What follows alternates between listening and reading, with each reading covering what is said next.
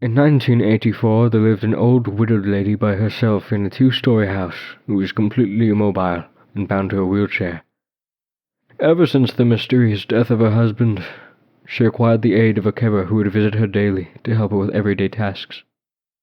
What made it even more difficult was the fact that the two floors of the house were only connected by an old staircase inside.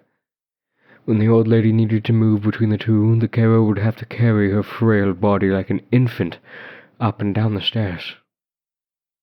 One day, the police received a call from the widow. There had been a murder.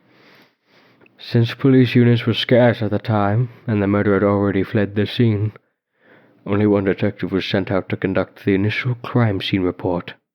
He arrived to see the carer's body splayed out on the floor with her vocal cords ripped out in a pool of blood on the first level of the house, with the old lady atop the staircase in a wheelchair watching him, still and silently, seemingly in shock. He could immediately rule her out as a suspect due to her inability to move up and down the stairs and because she was trapped up there the time the murder took place. It was similar to the death of her husband many years ago, who had suffocated in his sleep on the couch downstairs. The detective put on his gloves, took photos, swabbed for evidence, and covered the body until the coroner arrived later. All routine business. He scoped the house downstairs for any clues, then asked the old lady if he could look upstairs. She insisted that she was upstairs the whole time and no one apart from her had been up there that day. But regardless of this, the detective ascended the staircase, which she hesitantly moved aside. Beyond the staircase, there was a narrow corridor, with 3 closed doors along it.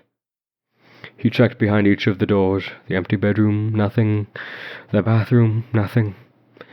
He became anxious as he slowly made his way to the final bedroom, where the old lady slept. He opened it, and everything looked normal.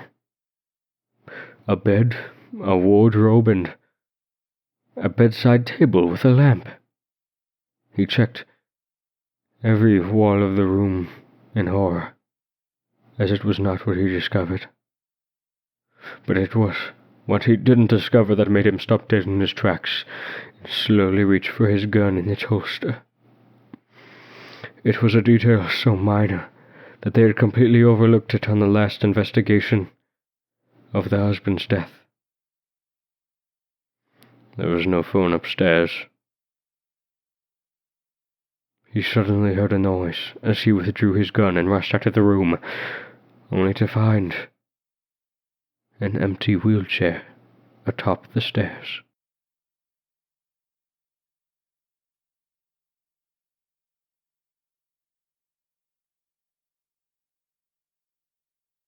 He arrived to see the carer's body Oh my god.